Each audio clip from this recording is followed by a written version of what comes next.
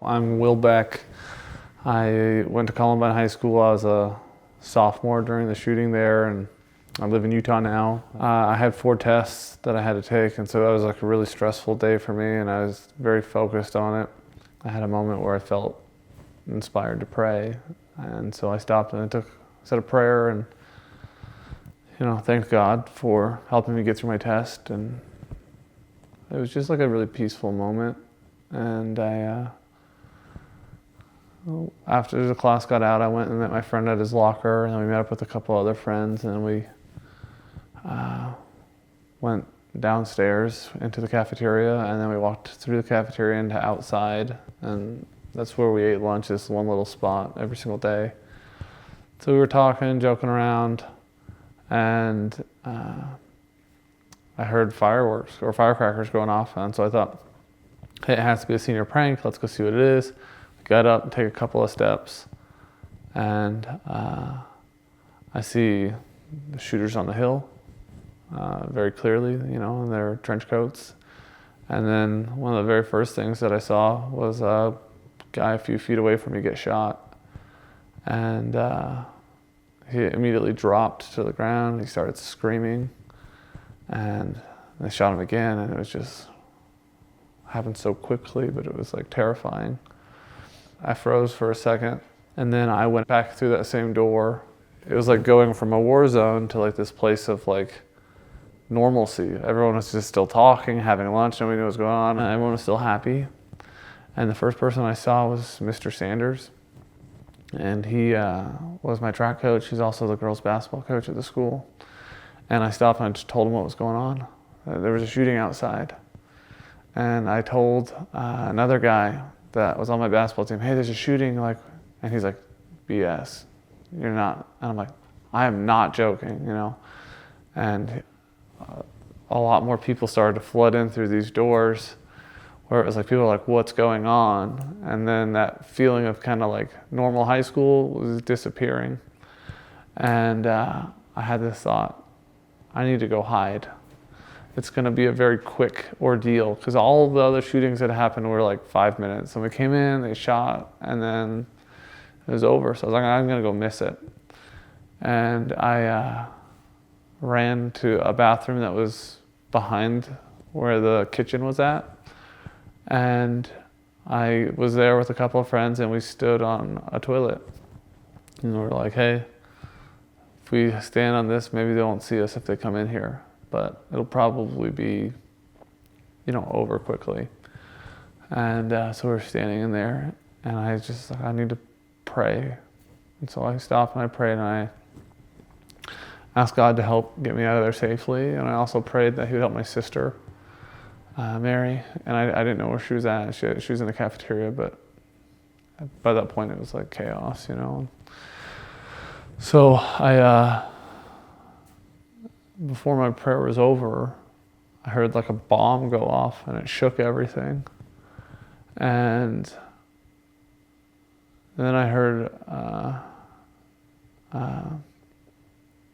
something say, get out. And I knew I needed to get out of the bathroom. And so I was like, guys, let's go. And so we got up and started walking out. And when you leave that bathroom, there's a back door to the stage right there. And we got out. Mr. Andres opened that door. He said, come here, And so we went up through this back door to the stage, and a bunch of people started going in through there. And during the shooting, you'd think everyone would be like running so quickly, but you're always afraid of like, who am I going to run into? That we were actually moving pretty slow. And so we get up onto the stage, and we slowly go up the auditorium stairs, and then we peek out the auditorium doors at the top. And we still could hear some gunfire down the hall. And so we, peek out, and then we just start running to the exit at the side of the school. And then we kept on going. And as soon as we got outside the school, we actually stopped again and just waited there. Like, what are we supposed to do? And there's nobody to guide us.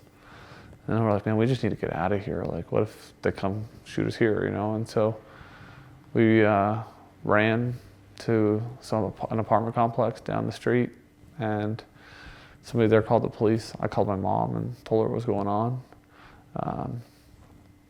And then, from there, we went to the public library, which was down the street, and started looking for people and, kind of reporting what was happening, filling out a police statement, doing the whole kind of 9 yards, So that was the immediate shooting and what happened to me. Didn't know how to feel. Felt alone. I don't remember what I had for dinner or anything that night, or spending much time with my family. I remember waking up the next morning and just being like, wow, it wasn't a dream. And just being like, holy cow, what are we going to do? All I wanted to do was spend time with friends. The next morning I was on the Today Show. They interviewed me and I told a little bit of my story, and the interview happened at Clement Park, and I feel like I just stayed at Clement Park for the whole day, wanting to find friends and see people and just be with the people that knew how I felt. Because not very many people did, but like our other students, I wasn't drawn to my parents. I wasn't like, oh yeah, I want to be with you. I was like, you guys don't know, That week was spent a lot trying to be with other people. I think it was really healthy for me. There were a couple of things that I thought were great. Our church organized a service project where we made blankets and for other people that were going through hard times. And it might seem like a silly service project, but my heart started moving in the place of thinking about other people other than myself. And in terms of healing, all the healing that I've experienced from Columbine is when I was thinking about other people and trying to help. And so it was the beginning of my journey of healing through service. And we did some group therapy sessions, which at the time, I liked being with other people, but I also felt just not ready. Went to Columbine, the park, Clement Park, and just hung out and just tried to be with friends. We started school 2 weeks later, and it was good to get back. We didn't really do a whole lot of schoolwork. I just wanted to be with friends. And then we had track practice in the morning when we started in school, so I was doing track and I was just keeping busy, and I feel like that was good for me to do stuff. There's a tendency, I think, when bad things happen for our lives to slow down and grind to a halt. And anything I could do that I was doing something, I felt good. I was doing things that I liked doing, so it was good. One of the things that, playing basketball was very happy and good for me, and I had a friend that committed suicide. Probably a little over a year later. So it was that one thing that brought joy. Also was kind of a sad thing too. My parents ended up getting divorced, a couple years later, and it was just felt like one thing after another had hit me. But I ended up making the decision to go on a mission for my church. And when I was on my mission, there's very little that was about myself. It was very much focused on trying to help people connect with Jesus Christ and help people to be happy and serving them in any way that we could. And so that was the best time of my life for getting better. All the time, every day, I thought about Columbine and I thought about what happened, about my story. That was every day for years.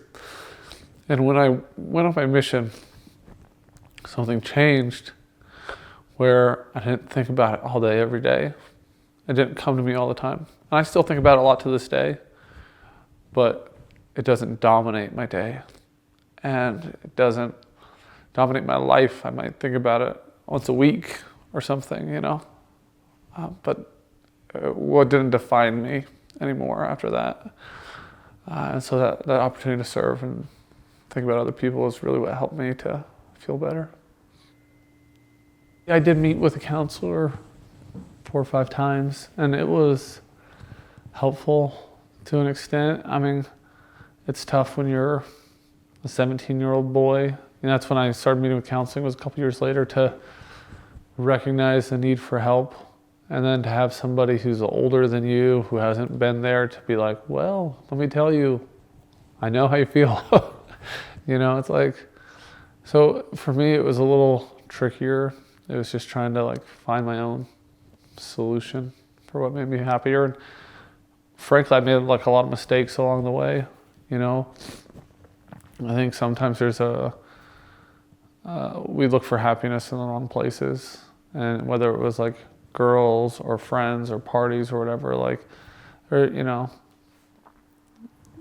I feel like if I would have focused more on serving from the get-go, or thinking about other people, or focusing on spirituality, that I could have been happier more quickly. But I found it eventually. So I feel like living life, every little thing where I made a choice to consciously do something was a milestone, because it's easy to shut down after Columbine. And I've seen people where just start to shut down and just stay to themselves.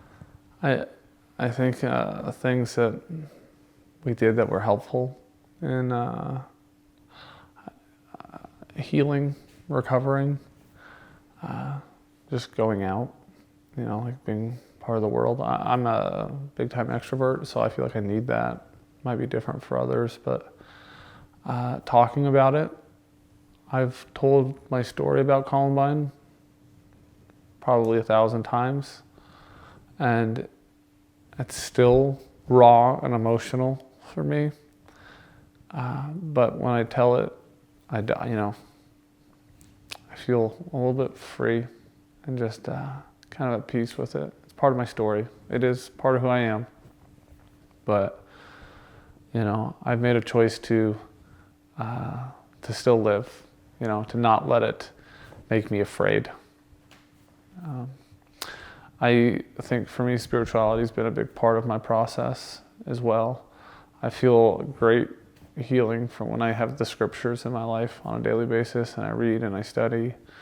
And then also prayer, just asking God for help and asking Him to guide me. When I do that, I'm happier and I have a lot more peace. One of the things that I feel like was most helpful to me in getting over it was telling my story to other people. There was a shooting, and it wasn't a long ways after, maybe a year. And one of my dad's friends, his daughters were in the school. And I called, my dad arranged for us to talk on the phone. And it was another person that was afraid and was vulnerable. And I was able to talk to him and tell him a little bit hey, I've been there. And, life will be okay. Just keep your head up. And there's nothing that can take away the pain right now. But sometimes pain is okay. If we don't feel pain, then we don't appreciate the really good times in life. And so I found a lot from sharing my experience and telling people that when you have a hard time, you can recover, you can get better, that's been very healing for me. So I encourage anybody who's gone through something to don't be afraid to talk about it. Share it with people and let it be a positive thing. If I was to talk to somebody who's just gone through this, I would let them know, I love you. I feel like when there's a shooting happening anywhere, and it happens to somebody, I feel like they join a club with us. I just want to tell them, I feel so bad for you. I love you and I want you to be better. And the way to get better is not to quit. Don't let the person who did that have power over you. Keep living life. Spend time with your friends, work, live your life. But look for help. don't close off. Find ways to serve people. If you're serving, I believe that you're going to feel better, and it's going to be the way that you can find healing. Don't feel like you need to be better right off the bat. It's not going to happen. But just steadily work towards living a normal life again. There's hope in the future. I've been, 18 years almost removed from Columbine, and I feel like I'm there. I have a very normal, beautiful life. I've got 3 kids, a wonderful marriage, and if you work towards it, over time the pain will go away. And so it might feel like it never will, but just keep going. You'll feel better eventually. You have a beautiful life ahead of you, and live it. It's okay to grieve. There'll be many more times where you'll grieve. Everyone grieves. Sometimes when you feel like you've gone through this shooting, it's a unique problem that not a lot of people have to deal with, but everybody has pain. And so don't think that, you're the only one who has to hurt in this life. We all have hurt, and there's great joy, and life is about experiencing these highs and lows, and just enjoy it and take it for what it is. I'd also say work a little bit harder in school. I would say, be a little bit kinder to people that are having hard times. You don't know what people are going through. And if you can just show a little bit of love, a little bit of kindness, you could really change somebody's life for the good. A lot of times people talk about, what could we do to stop this? What could we do to change the world, to make it where this isn't happening anymore? And I think the focus of the world is on materialism. How can I get more money, more this, more that?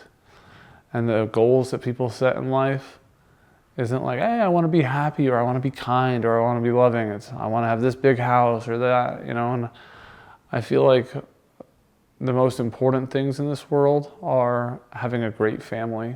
And so if people set goals around, how can I spend more time with my family? How can I be a better mother, a better father?